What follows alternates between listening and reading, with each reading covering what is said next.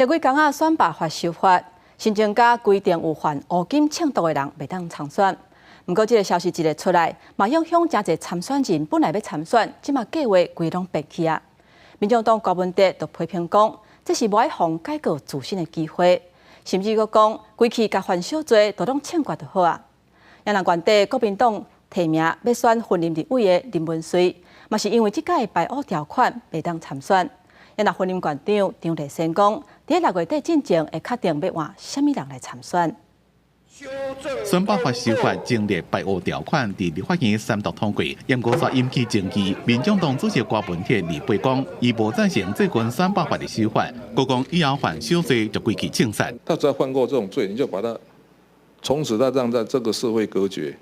如果这样的话，我们这个社会还需要设更生人协会吗？干脆只要犯一个小罪，全部把他枪毙就好了。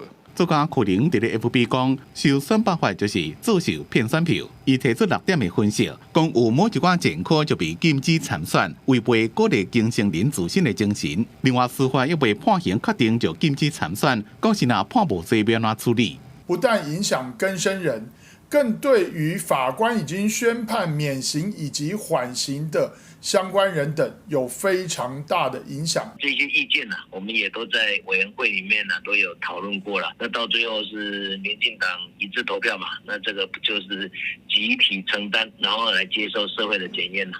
本来和国民党提名参选婚姻区域立委的林文水，怎么无法度选？婚姻馆长张立宪讲，6月底之前会确定谁参选。我们也尽速的在针对这个海区立委能够推出更好的人选也现在在这征询了哈。也若屏东现任的无党籍立委苏振清也受影响，无法度竞选连任。排污条款拍乱部分立委的参选计划，地方选战的布局会出现什么款的变化，也怪观察。记者综合报道。